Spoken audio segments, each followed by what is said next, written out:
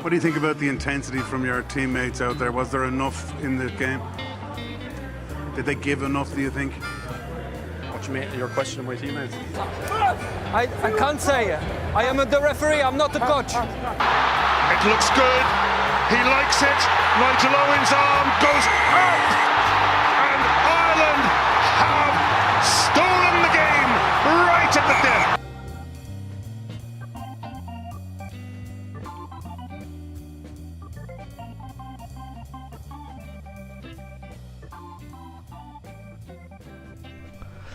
Hello and welcome to another episode of the Charge Down with myself, Rob, Neil and Dave. This is episode 9. Six Nations still going strong. I just remembered actually before in our plan, Super Rugby actually started back up. True. We didn't even think about that. The permutations were... I know the Crusaders beat the Blues, possibly controversially, by 2 points with a possible last minute decision by some referee. I saw people were upset with that. I think the Rebels are playing the Brumbies. Lele Afano made a good kick. The Chiefs played the Highlanders and beat... The Highlanders beat the Chiefs, I think. Yep. Someone got sent off a red card for a high shot. I saw that and it was... It's shoulder to the head. Yeah. Was it like deliberate, or did he duck into it, or warranted? Like, I think it's fair. Like, it's ended up with a shoulder in the head. Like, he could have gone nowhere and driven him back, but he decided to go for the shot. So. the sort of high shot league style. Why did he do that? I don't understand. Like, There's no law against shoulder charges in the league. Yeah. it's similar to not league. Why do union players when they could put in a solid hit, lay down some sort of marker? Instead, they just go, nah. You know what? I'm just gonna go high. You get away with it, taking out their best player. You think people will be that cynical in that scenario? I don't. Maybe some idiots, but like I'd imagine the people with credibility of this world. Yeah, I suppose when you watch those highlight videos of the likes of Backy's about the shit they've done, you might. Putting that Porsche coming off in the back of the head. Yeah. Is that Ian Smith? No, it was Cowan. Oh yes. Yeah. I suppose Jimmy Cowan, yeah. if there's people like that out there, then yeah, it stands to reason that they probably are still goons. We need a bit of goon in Leinster, I tell you. That wraps up our poor analysis. Yeah, Super Rugby. What? Super Rugby? What's that? Yep. So I think we'll talk about then the Six Nations. Very briefly, I think Wales, Italy. Yeah, Wales rested a lot of their players and they played. They nearly got caught out, like. Yeah. They did, but they didn't get the bonus point, which may be important. I still think the tournament comes down to Wales, England. Yeah. Will most likely win. Yeah. Like, They got a bit of a spooking. Like, I mean, I think what I said last week was that it was a little bit disrespectful, and then the commentators are saying that as well and all. But I mean, is it disrespectful if Italy don't fucking do anything ever? If They allow themselves to be Wales don't disrespectful. have great depth, so it wasn't bad. It resulted for them in the end. They managed to rest a few of the frontliners and get a win out of it. So they'll be happy enough. Probably disappointed they won't get the bonus point, but as I said, it's don't think this tournament's going to come down to bonus points. They'll be looking for Grand Slam. Yeah. So if they can slam, then no need to worry about bonus points. What you mean? So if they win the Grand Slam, they won't be niggling at the back of their mind that No. they didn't manage to get a bonus point against Italy when they deployed an understrength squad. It takes the shine off the whole thing. Like. Yep. So that's pretty much that game. Now England France is the next one we'll look at. Now this one was very interesting. I found France were Awful. incredibly bad. Yeah. Just looked poorly coached, players out of position, just all over the place. There's that joke going around where someone photoshops the Vahaminas' quote saying like, "Oh, I don't know what the coach is telling me to do" and stuff like that. No one told me what to do, but that actually happened where the players didn't know what they were coming on. They came on and they're not very sure who was covering what position. I remember Entmac came on and he was like asking the guys around him, where am I actually supposed to be? Like that's stuff you'd see. You'd just be disappointed in the AIL. Like if you saw like a schoolboy team or something like that, you'd say, "What? Like lads, you have to focus on this." Like for an international team to go out and I have no idea where they're playing. I don't, like every week we talk about France, we get more and more Disillusion. Yeah, like it's just crazy that a national team in the Six Nations can function like that. Like If it was Italy or something, Italy are poor because they have poor players and poor structure, but France are just like they have good players. 1 to 15, like you see their team and say that's a very good team. Like you quibble over some of them, like they put wingers at fullbacks and centres at wingers, but like a team should be doing a lot better than that. Like it's a bit disrespectful to the tournament to go out like that to me. Yeah, well, I mean, like it is. It's a world-renowned tournament. It's just, France just have no idea what they're doing at the international level, and they're going to come against us now. I feel and it's going to be like a game with the fight 75 minutes of blood, sweat, and tears. Don't forget they'll injure our most important players. Yeah. It's just. First of all, they never go against England in Twickenham. They very rarely win there, and it gets in their head they're playing England. But they just got absolutely torn apart by England. England have turned this kicking game out of nowhere. Yeah, the attacking kicking game is. Yeah, it's kick and clap, as they say. Yeah, where they kick it and the crowd claps. But it's very good. It's like Farrell's the main man behind it, but the rest of their back line. Like Ashton set up a try, I think, with a kick. Daly can kick both from hand and from the tee, and it just works really well because they're able to pressure with their chase. They don't have any pods anymore. Like they don't seem to. Like the fashion was the last couple of years, like your forwards being pods, like in a 3-2-2 or 2-3-3 system where you have two pods of forwards, and the middle guy in the ball can either pass either man, slide him, or pass it to back, or crash it up. So you could you fix a defence that way. But England seem to be just ignoring that completely.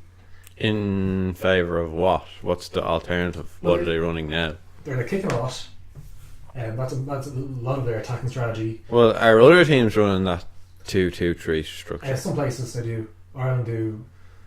A lot of teams do. You don't do it in your 22 generally. You kind of do it like in the middle of the pitch. Okay. So they give you a bit more space. So in favour of that, they're just opting to kick it. And they also seem to be like spreading it wide, from what I've seen anyway.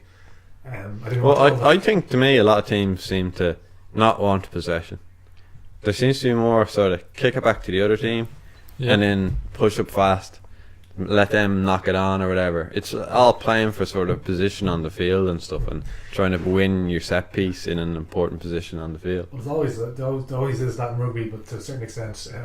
No, but it just seems really apparent in this competition right now for some reason. Maybe because the weather was bad the first week, so you didn't want to be playing. I mean, the Scottish match, there's a bit of wind as well, so like there's only like 6 matches so far, so it's going to be probably not a large enough base on which to base. Yeah, it probably might continue like that, and you'd be correct. But England also like their box 60 managed to swarm, kind of like the essentially blocking lines, all around the kicker. They're getting away with it, and it's a smart thing to see from them. But they're really improved over last year when they were 5th. I heard some people wondering, like, is this King game coming out too early for the World Cup? Like, are they showing their hands too early? Like, well, this because they're going to win against France in their pool. It's France, isn't it? France and Argentina. And Argentina most likely will beat France.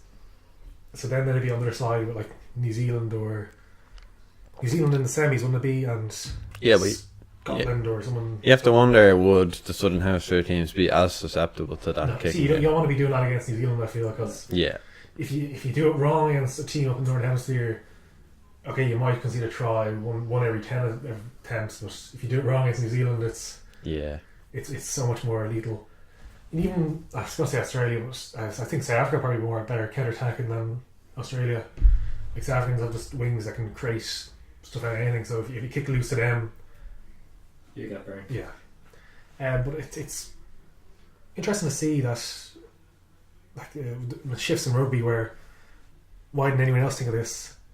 It's not like a complicated thing to do. It's not new. Like go back a few years, you see something similar. But it's always interesting when someone just changes things up. Well, it could be a case of a lot of teams wouldn't have the talent pool or the lads with the ability to do it effectively, consistently for the amount of time that's needed. And Eddie Jones just realised hang on a minute, I have a squad of lads here where I can pick a person in each position that can fulfill the role necessary to carry out this tactic effectively. Like That's all coming off there. Of course, their forward pack being really good in defence and attack. They lost Vunipola, Mako Vunipola there. So we'll see how effective this is if once they start losing players. Like, well, I think a lot of it hinges on Farrell, and I think just looking at Sexton and then contrasting it with Farrell, like, I mean, Sexton won Player of the Year and Farrell, he's good. We've always known he's good, but didn't get that accolade. Like, and I don't know. To me, Farrell looks twice the player as does Sexton at the minute, and that's a bit worrying, I think, looking forward. Sure, we'll talk about more of that in the Irish game, but like, you have to remember, like, a few months ago we were saying Sexton World Player of the Year, Best player in the world.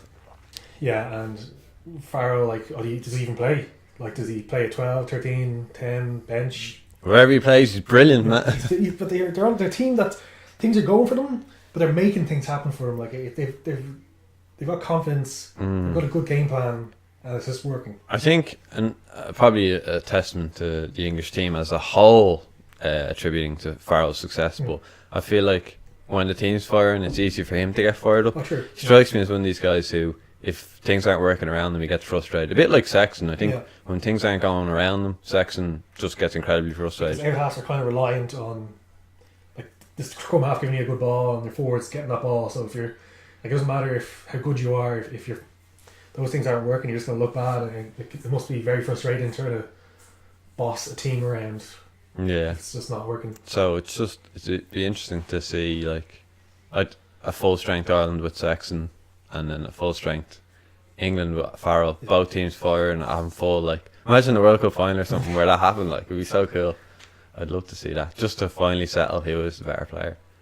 I mean, they're both on the lines, so weren't they? Yeah. And I think Farrell got the nod most of the time ahead of Sexton. Am I wrong in saying that? Right in saying that, or they played them? Game, if I remember correctly, I can't remember that well. I think he might have got the first game. Sexton came on, but I think Sexton got the next two games. But I believe Farrell started at 12 and one of them. True. Yes. I could be wrong. That might be Maybe even both of them. But I can't remember. It's funny to come along at this moment in rugby history and have two such similar players in such similar positions in countries right beside each other. Like, they both remind me of each other so much, how they play and all, like, taking it right to the line. They're both feisty characters. Like, every time you see someone complaining about one of them online, the other one always gets brought up. Like, it's the temperament, I think, that people see. Both quality goal kickers, just very similar play styles. Yeah, so I think England will win Six Nations. The only team that can really stop them is France. Like, Scotland are going to get hammered by them, I feel. Wales, What did I say? You said France. Well, I mean, like, last Friday evening, that might have been a semi-reasonable assertion. I didn't expect France to explode and implode at the same time. It's actually just depressing to watch. You know who I feel the worst for? It's these young lads coming through, like DuPont, Lambie, Entamac, Penno. Like, imagine getting thrown into that system. Yeah, I remember, like, 9 years ago, we were saying, like, Bassero, Palisson, and, like, these players like that, and even Power when he was young, like it's malfunctioning back then, but not to the same degree. It's just getting more and more dysfunctional. Like, imagine getting sent on into that. Yeah. You'd feel like such a. Power was complaining about training in public, so that could be the first inklings of. I'm not going to say it's true. Yeah. Like, I remember 2011 when the French. They basically said they ignored Livermont, and they got to a final. I'm sure they won that final. Robbed in the final as well. But the training thing Para mentioned, surely there's a baseline of training set by the clubs which gets met, and then when they go into the international camps, that doesn't just go away.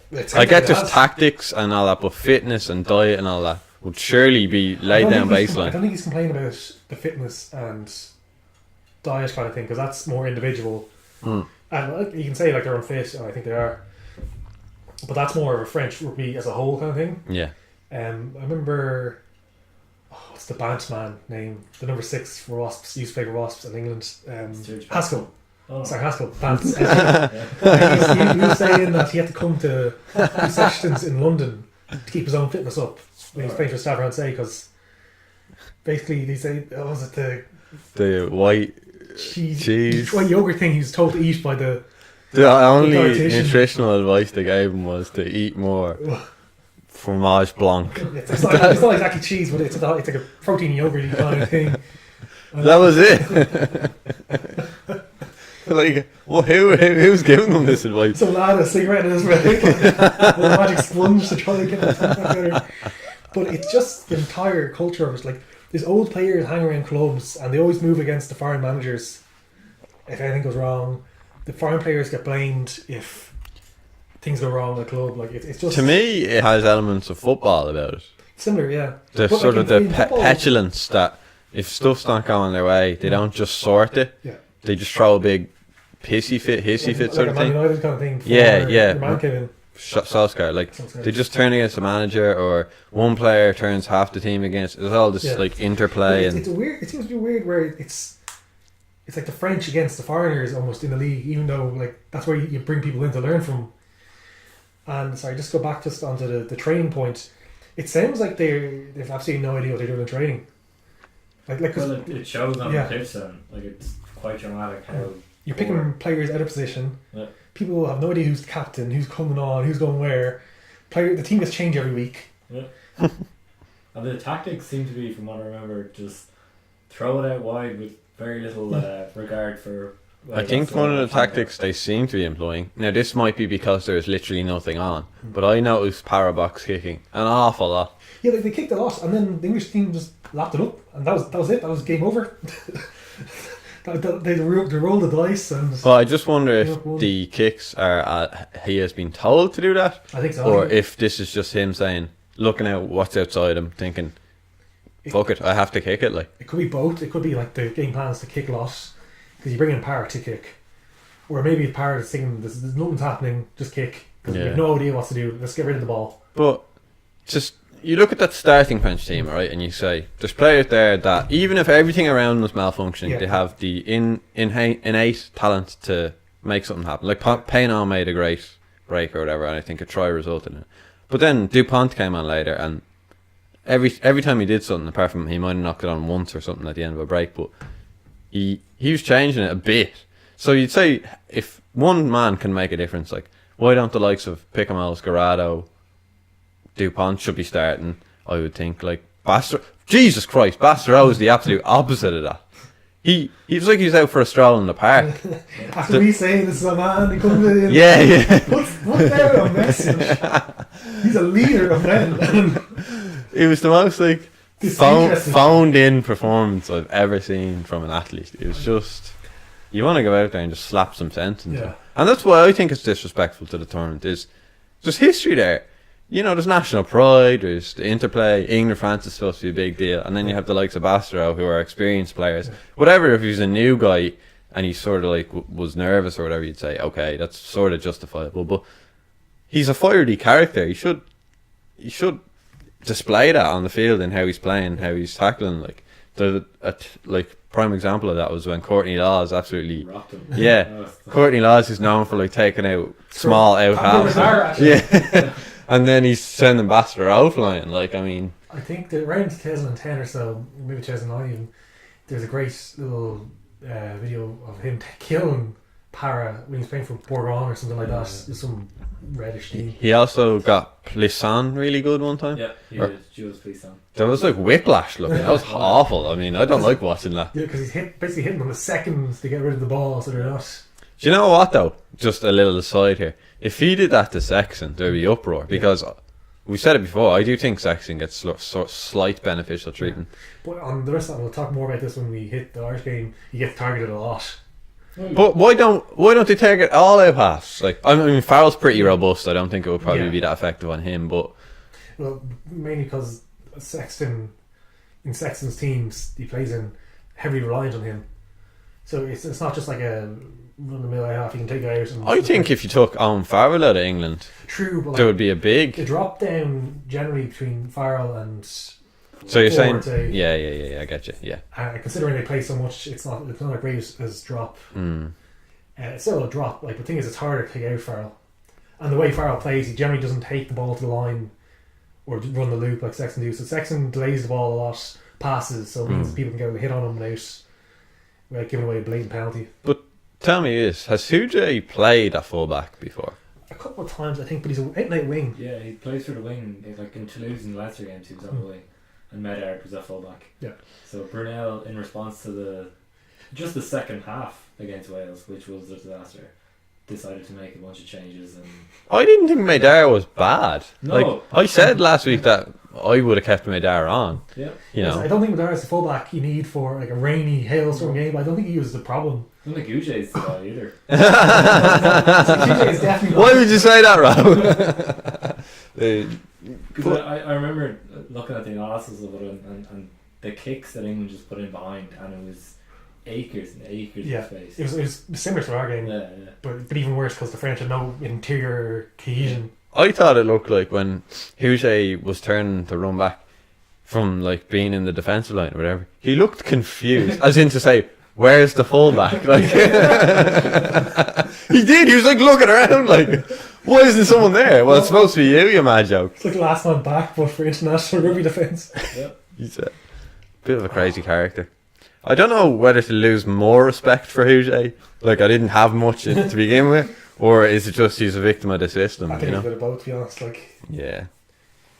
don't put flaky winger fullback. at what he So expects. looking to next week's match for France, then what do you do? Because you can't really pick the same again. You pick some random combination of the players you have. You get like a Scrabble bag, and you assign a picture to every Scrabble piece, and you just take them out and you form your team that way. Hey, it couldn't be much worse than what we saw there anyway. So But I think France will come out and they'll come out 100 miles an hour and be really, really tough to beat. I say maybe in the first half, and then you could see that drop off quite a bit in the second half, maybe. But I'd That say was they'll the have a idea great last second. year, where we kept winding up, and then Teddy Thomas scores a try and nothing, and we're suddenly fighting for our lives. Yeah.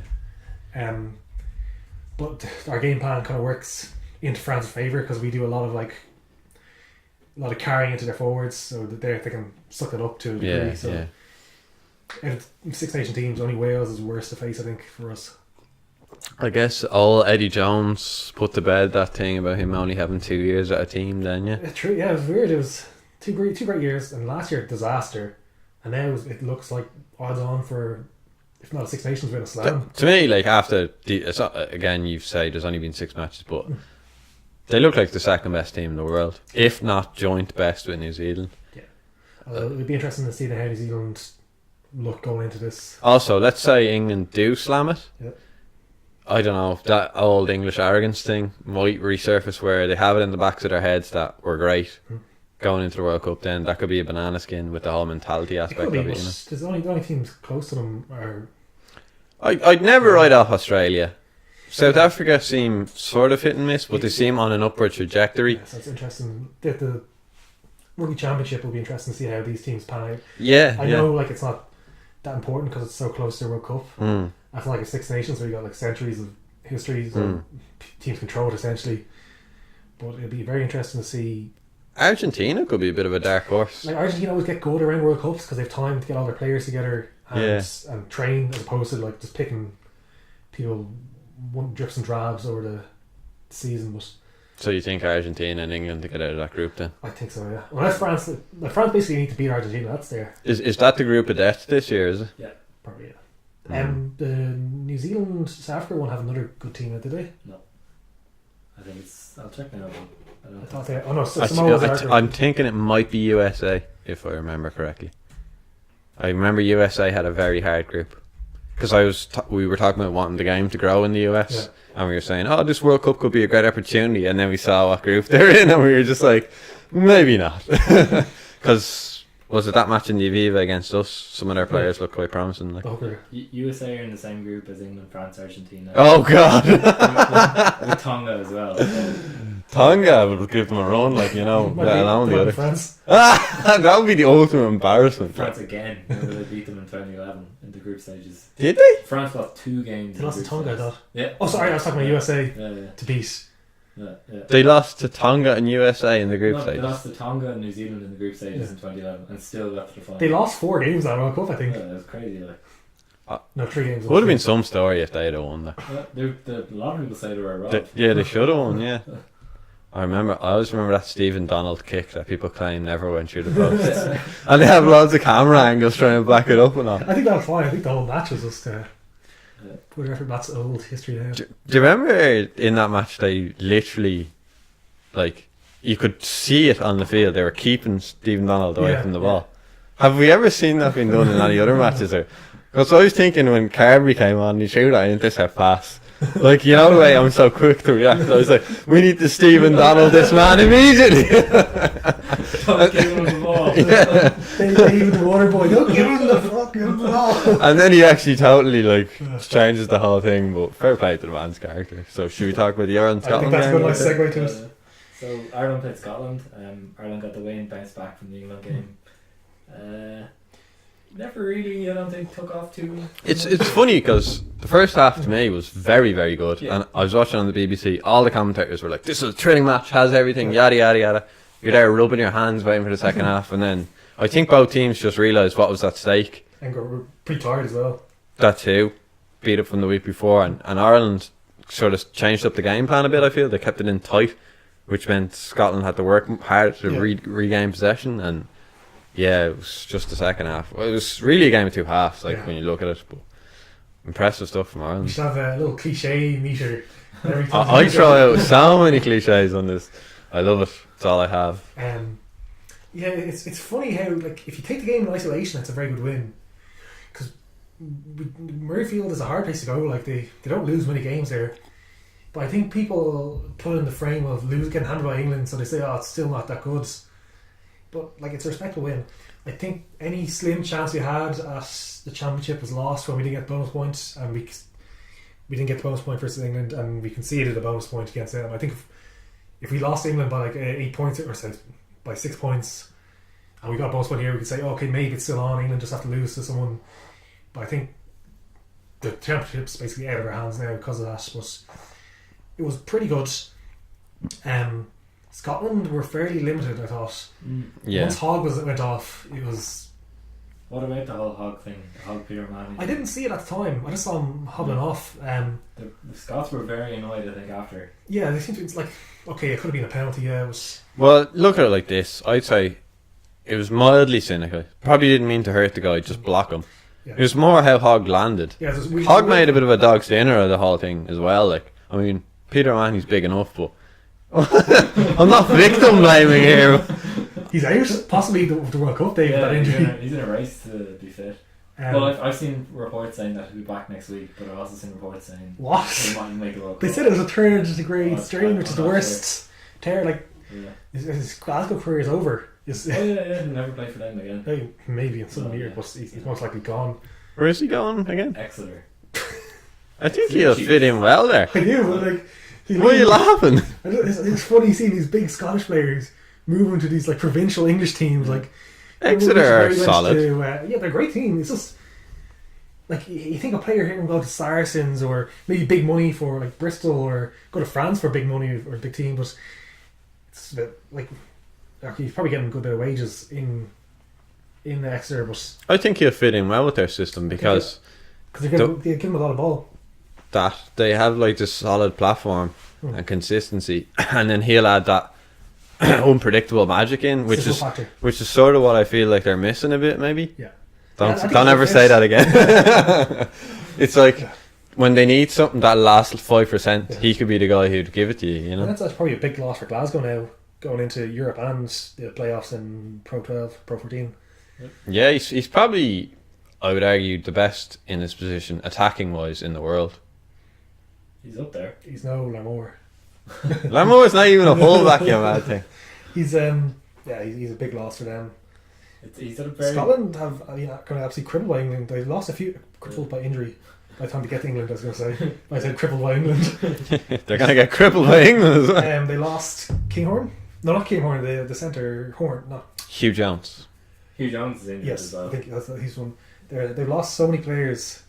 This is going to get uglier and uglier, I think. Yeah. It was a great win. Looking forward to the World Cup because we weren't playing that well and we're missing players. They were missing players as well. And we still managed to get out. I think a 9-point victory was it? At, if you look at it, like the amount of players they're missing, I guess the home factor would have swayed it to them a bit, but I don't think it was all that impressive. I expected a bit more. Yeah. Now, I think maybe Joe did come out afterwards and say about the anxiousness of the players and all, and I can see how that would have played into it a bit in how they sort of limited themselves a bit in the second half. But if you're just looking at some moments in the match, it's like fine margins and all, that Carberry try, or the one where he passed to Earls, to me, should never happen. He got 2-man tackled and just happened to break through. Like, you could write that off. You know, True. you can't rely on that happening. You can say the same thing about their try, like an intercept into a good pass off the deck. Yeah, if you look at it like that, our defence was actually... Our defence was much better, I thought, than last. Well, there was two big moments for the defence, I feel. One was when Russell took a quick and the lads were all switched on. That was right after we got a try. You'd expect if your mind's kind of shut off, it would be then. They dealt with that incredibly well, and that was a big bolster. And then it was either just before the half or just after the half, I can't remember which, where there was a high phase play where Scotland were inside our 22 for ages, and we knuckled down and defended. It was really impressive. But I feel like that's where Ireland and Leinster have really impressed me the most over the last few seasons, is that tied in defence, right on your line. We seem to be incredibly good at it. Munster as well, now, in fairness to them. I was thinking of Exeter last year when we dealt with them to a certain degree defensively. I remembered Munster doing the same thing, so I think it's something that the Provinces are building into the national team, this tied in defence. They didn't work against England since it was so quick, and the kicking game gave them so much pressure. But it was definitely an improvement in defensive wise. I felt we were a few seconds off against England. Yeah, this is what frustrates me a bit though, is you can see that the defensive platform is there. It's just in attack we seem very poor. I wouldn't say very poor, but it's like, I hate to criticise Joe, but he coaches it to be so risk free. Yes, that when you need those magic moments, the lads are almost afraid to do what's needed, sort of thing. I think a problem is Sexton and Murray's form, which is not kind of great. Yeah, Murray. It's first of all, his passing is poor. You can say, okay, the ball should be getting back quicker, and he was behind a beaten pack against England, but he's just throwing balls that are just hitting the dirt or behind people. Like, and considering how good a player he is, it's concerning. I think that's a weakness of Joe, where he doesn't replace certain players quick enough. Are you saying he should be replacing Murray?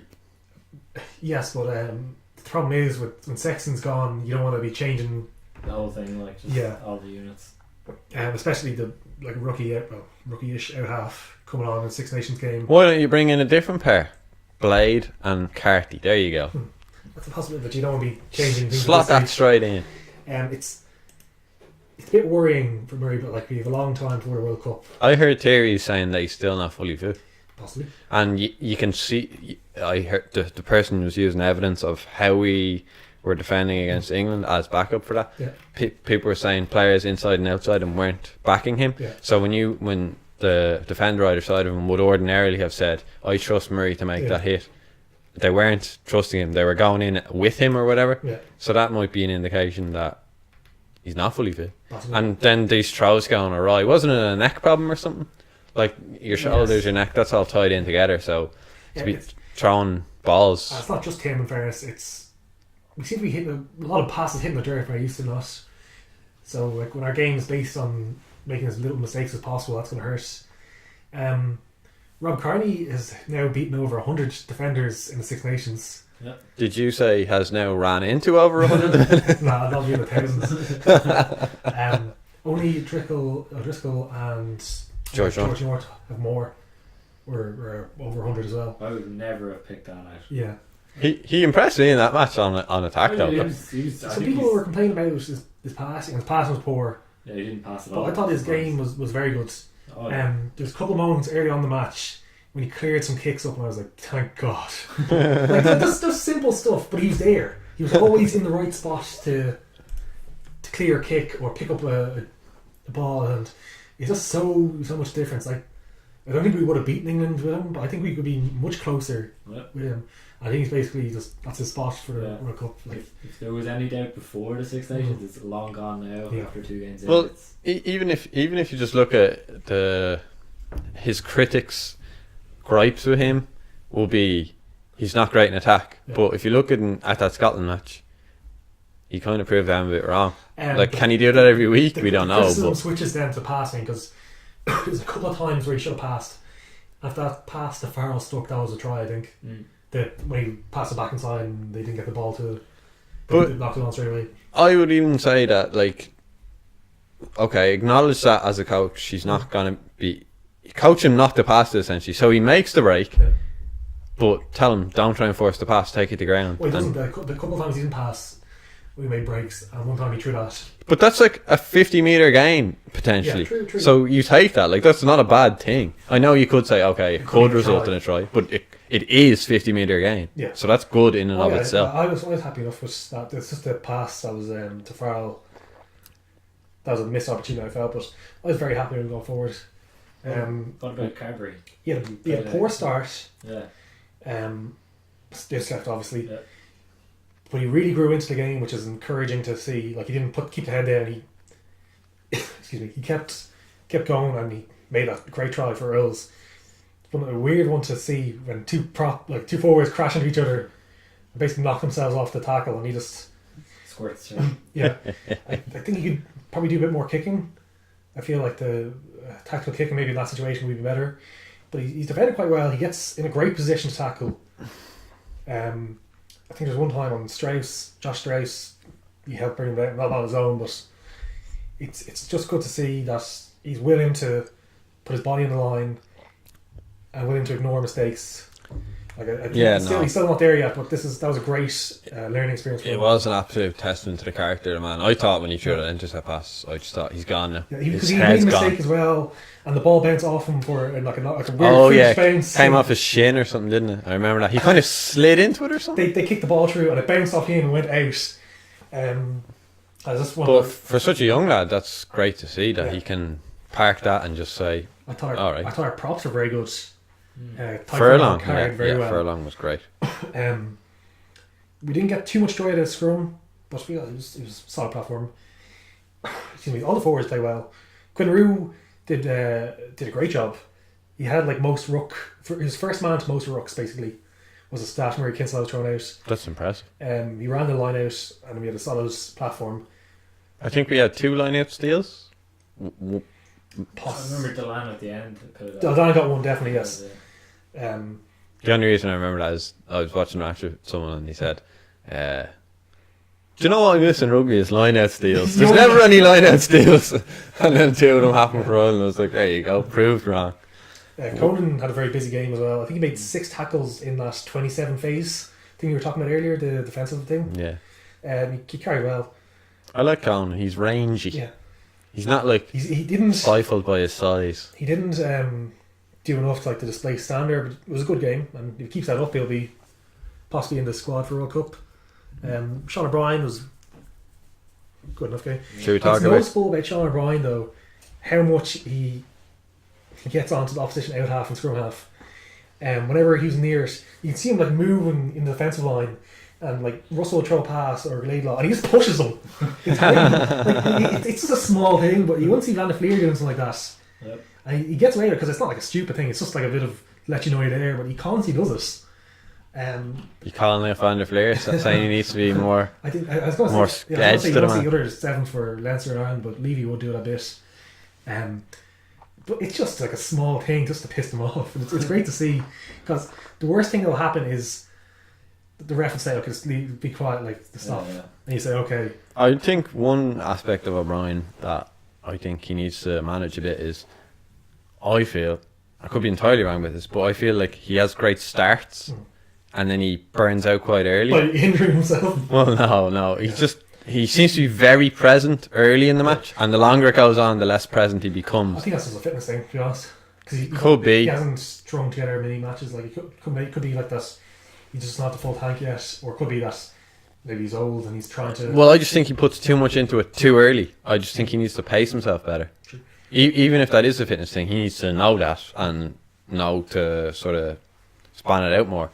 Like, say if we did have another injury in the maybe back he's been row. told, like, maybe because he's injury prone, maybe he's not. Maybe said just go out there and give me 60 minutes, like prop almost, and you'll go all action for 60 minutes, and then you'll be replaced. But the thing is, it's not even 60 minutes. It's sort of like 25, 30, I would say. I think that's a bit harsh. No, he does his job for the 60, don't get me wrong. Yeah. But I only really noticed these big impact moments for the first 25, 30 minutes, is what I'm saying. And I'm saying if he could extend that to go closer to the 60 minutes, where there are tired bodies, he might be able to find a weak shoulder or whatever around 45 minutes, as opposed to really going hell for leather in the first 20. You know what I mean?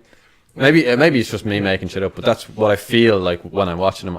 I notice him early and then I don't notice him later on. And I know he is getting taken off, but what, are you saying I'm calling him out? Is this? Sean O'Brien of London Irish fame, I was going to say. Oh, yeah. Yes, that got confirmed during the week. And people claim, oh, so that mean Joe Spit won't select him for the World Cup? I'm like, no, it's completely different, the Zebo situation. Yeah, but that's just salty Munster feel and you know it. I think no one can really take any gripes with that move. It's entirely justified. He's getting a big paycheck going to play Premiership Rugby. They obviously won't be in Europe next year. No. So Well, they'll be in the Challenge Cup. I think so, yeah. So And he's going there to join up with his chum Paddy Jackson. yeah. Hitting the town they will be. Les Kiss. Getting up to Devon. Yeah. And possibly other Irish players from rumours we're hearing. Yeah. Is there any specific players I or? heard front row. I think they're targeting like a full front row. And people saying maybe Roy Best, maybe Sean Cronin could be. Well, a lot of like maybe Peter Dooley or something like that. What about Finlay Beelum? Perhaps, but he's starting for Connacht and he's in Yeah, the major international squads. Would you rather start for Connacht or go to London Irish and get big bucks that early in your career? Yeah, you might be right about that. International fight out. Like, yeah, I think you're giving up your international career for, like, if it was a sizable thing, like, you'd say, okay, Well, Finlay Beelum is a 3, yeah? Yeah. I'm right about that, okay. So look at it from his perspective. Porter and Furlong are well ahead of him. Yeah. But he knows that, like, one injury, then could be in the squad, and he might back himself to start against the opposition. And he's still young enough for a tight head, so maybe he's happy enough with Connacht. Like, he's probably getting paid a decent amount, I reckon, for. I wouldn't be surprised to see Finlay Beelum going to London Irish. So, what do you think about? Let's get rid of Finlay. No. I mean, like, I like him having him there, but Goodbye, Finlay. what's his face? Greg Laidlaw after the match. Yeah, that was. I'm not going to complain about the ref. Proceeds to complain about the ref. But that was like obviously you'd have a little bit of sympathy in that. Like obviously it's it doesn't like losing and all that kind of thing. Yeah. He's professional and all that, but that was pretty poor from him. I Yeah. thought, It's rare to see someone in rugby do such a thing. Yeah. You know, what was the justification? He was using still the South Africa match or something. Like he's like, oh, old Romain in the South Africa match. He hates us. And he's definitely going to hate you now.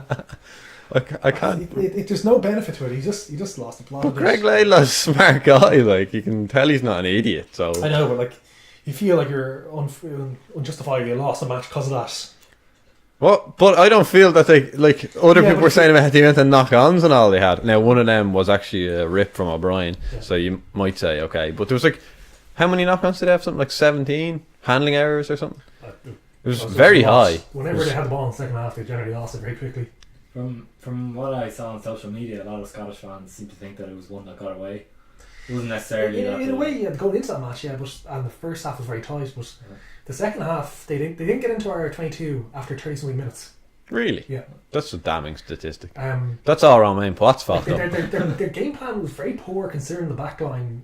Well, they can't put out. There was injury, obviously, but Finn Russell looked great at the start, and then just start throwing bad passes. That was because Shani was pushing him. Yeah. Shoving him. Yeah. I thought we picked up on it last Friday, the selection of Seymour and Maitland ahead of Kinghorn. I thought when Kinghorn came on, he started looked knocking over fools. Yeah, he nearly scored a try. I thought he was going to burst through like 4 players. Like, yeah. And Peter Manny gave away a penalty. It should be a stone wall yellow. But Wiley yellow Manny. But I was just thinking, like, if this guy started, yeah. Why wasn't he starting is what I was thinking after he came on. You know, you said it yourself, Seymour's not the most wildly creative guy. He's probably solid and consistent. For experience, and that was essentially it. I think that was the goal. Thought that bit him in the arse a bit, to be honest. Although like there's a bit where they didn't help themselves. Like Gray was holding on to, I think it was Sean O'Brien. Or it was holding on to some. Was it a tackle beyond the ruck thing? Yeah, just where before Shawnee that. threw up his hands and he said he let him go for ages, and the ref said had to say let him go. And then the next time happened, Gray gave away a penalty, and he just completely lost the ref in those few minutes. Like Scotland's okay, you can blame the ref as much as you want, but you have to manage the ref. Like if you when they came in, another incident, I think it was around the mall. They were basically legal to do it, but they got told to back away. Like you just lose the ref in those situations where another team will just manage it better. you just don't listen to what he's saying. Like, Yeah. I saw as a wider discussion, people are complaining about refs as a whole and saying like French refs are terrible. Yeah. English, they were basically saying English refs are the only good Northern Hemisphere refs. Someone then said, and Maitreya. I was like, that totally invalidates what you're saying there, chum.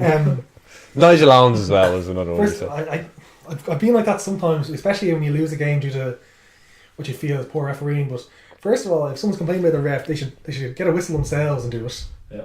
Second of all, it's a very hard job to do. Yeah. Considering the laws, considering both teams are cheating as much as they can. Yeah. And the laws are emphasised differently depending on the year it is. And the thing is, you just basically have to realise that it does even out. I don't know if it was the same thread or not that I read this, but it was a guy who is referee for like under 10s or something, and he was just saying the amount of sympathy he has for professional referees is crazy, because the stuff that he sees in under 10s, that he has to let like 5 different infringements go at every ruck. Now obviously they're not coached as well, but you scale that up, then shit's gone a mile a minute in professional. Yeah, like it's crazy the pressure they're under. I think I remember seeing there's like 80 different law infringements possible at a single scrum or something. How do they know all that stuff? It's crazy. First, if you have no experience in a scrum, which a lot of refs might not, I think most of them are backs. Like you see something obvious, you ping it, but how do you know if like a tight head's not like boring in on the? Yeah. Like there's so many things that can happen that you can't see from your position, because you're looking at the offside line, you're looking at the feed, you're looking at all these things like. Well, they probably just have a list of like 15 or 20 really obvious ones. The main thing is like a couple of years back, it was always feeds into scrums. That was heavily penalised if you put it in crooked. An example of this would be, remember O'Mahony was binding around the guy's tie rather than... That's an unusual thing, because it was just something... That's what I'm saying. This is a rule that's there. He was doing it and the ref wasn't calling it, because if there is 80 different rules, to expect anyone to know all 80 of them, when to apply them. He's like, am I going to start this game? Or am I just going to... call it once and he won't do it again. True. You know? But the thing is, he's saying, in his mind, like this scrum, it's stable, let's get the ball out, let's get rid of it. He's not thinking that like O'Mahony's getting under advantage, or might be destabilising the scrum doing that. He's saying he's bound. Yes, that's the only thing going through his mind at that stage. But I always try to refrain from criticising refs, even if they are poor, because it's a hard job to do, as I said, and it generally goes round. Unlike Wayne Barnes, who our teams have like a 20% win rate for them or something. I feel like that's probably improved in recent years. Yes, I remember it was that bad at some point, but yeah, we won a couple of games. Doesn't count for things like in the Wales match in like 2014 or something, where the ball goes into the crowd. He's the touch judge, and they pick a new ball up and take it quickly, and they score a try off it. I'm still salty about that. yeah, it's hard to take stuff like that. But and he's a good ref, so he should know that if the ball's touched, you can't throw back in. I think the thing is, I don't like him seeing for Leinster around, because he doesn't suit us. But I understand he's a good ref that he communicates well. I remember Donald O'Callaghan giving the criticism of was that they didn't like him, but they always respected that he was right. That's a good. He'll be right, and just kills the flow of the game or something, like that. I remember that interview actually. He said, "You hate it because you know he's right." Another thing I saw mentioned was the communication issue of like foreign refs reffing French teams and not being able to relay what they need to tell them properly. Like, this is why Barnesy is good as well, because he has that French. So. And it is heavy accent in French. Yeah. But Do the refs ref differently from each competition? Well, Surely there can't be that much In discrepancy. England, between- they have them all. They have a very good system for club rugby, which means the game is quite quick, where they communicate well. They have all the refs pooling their knowledge together. They've got their fitness regime, so they can keep up with the play. But it means that everyone's basically singing from the hymn sheet. Yeah. So when England clubs go to Europe, as they it was last year and this year, they get killed in the breakdown because things are completely different. I get you. Like the English things that you can compete like this, but you can't compete in anything else, and the teams will do that in the league. But it's different in Europe. Well, then all 3 European refereeing contingents should get together and apply a wider I know, European. but the French do their own thing.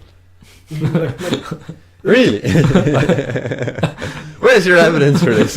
Like the French will just do their own. They'll just ignore it. I love that. Just this casual acceptance of that they'll just do whatever suits them at the In time. every walk of life, I seem to investigate. Whenever the French were involved, they just do something completely different, but it worked for them. Yeah. But it's just like our slaves to everyone else. There must be an expression for Yeah. that. Don't know. Gallic flair, but on some sort of societal level. Sorry, because we kind of got sidetracked here with the refs. Yeah, being a ref is hard. Yes. I think is basically our Fuck you, conclusion. Greg Glynn. Yeah, I thought our try was very nice. The Stockdale one. Yeah, it was a set piece. It's nice. Sexton got hit hard again, but Yep. we'll ignore that. Because he's not Scottish. I think I saw some other podcast. They were making some point about in the NFL, you're roughing the passer. Yeah. Is there potential for bringing that into rugby? No, like I don't really have any much issue with anything that's happened to Sexton that much. Like if you Yeah. expose yourself like that, you're going to get hit. That's the nature of what he does. Yeah. And that means he takes a hit and the player goes through the hole. But it's just a pity he is seeming quite fragile. Yeah. I would suspect he has concussion issues. He did a few years ago, doesn't seem to have. I don't think that's gone away. What was it recently with Kevin McLaughlin, I think, retired from rugby due to... Oh no, sorry, it was Dominic Ryan. And I read an article in the Times where it said, like, he went to the consultants or whatever, and they said there's players still playing who have far worse. Yeah. And immediately I thought, Johnny, I don't know what it is, but whenever he takes a hit, he seems to take a hard hit. He takes a knee, or he's holding his head, or I just feel like he must be one of these people who are suffering. But it's just he's just so competitive that he's gonna keep putting himself out there until he can't anymore. Which is why I'm a bit worried. Like, I think he needs to be wound down almost from a Protected top from down himself, level. Yeah, I said it before about I don't want his last season to be like O'Gara's last season, where it was a bit of a catastrophe. Yeah. You know, I totally soured on O'Gara in his last season. I don't want that to happen with Sexton, and I also don't want him to get horribly hurt or like die. This is a very negative Like, we don't want Sexton to die. quote. Send tweets. Yeah. So in conclusion for the Scottish match, a good win, there's stuff to work on, but improvements from England. Yeah. I think if you finish second in the Six Nations, that'd be a very good result. Yep. Yeah, same. I was just thinking there. We only have the 3 remaining Six Nations games, and then we have 4 warm ups. Then it's World Cup, so there's not that much rugby left. No. So it'll be very interesting to see. What about, just really quickly, Ireland Italy? Like, what are we thinking in terms of, does he rotate the squad? Is Does that he next train? game? Yep. Oh, I thought it was France next. No. I wouldn't do too much. I'd do something like bring Cronin in, excuse me, maybe like the sub loose head in. I would start Carberry, even if Sexton's fit. Maybe put Sexton on the bench or something. I'd start Murray again, but just give Carberry some time, and also with Murray on the international stage, and also try to get Murray back into fitness. If Wales can make 10 changes and beat Italy, why can't we? We could, but I don't I'm know. not a fan of a change in team wholesale. You maybe put like Ryan to the bench or something, and you play maybe Henderson. He was back playing for Ulster, he looked absolutely wrecked. You maybe bring in like Ruddock, for example, and put Peter Manny to the bench. Some of those lines, you wouldn't go too crazy. Maybe Conway in if he's fit, and bench Earls or drop Earls, something like that. I'd basically be bringing like 4 or 5 players in, maybe to the 23 or something. I just want to see a wholesale shake up because you can against Italy, and I like seeing these lads getting the You're back to exposure. square one, trying to get the cohesion back kind of. So I'd like to give a few players a chance. But maintain the spine of the team, Yeah. kind of pretty much. I think why that enough to beat the Right, we'll leave it there for tonight anyway. Yep.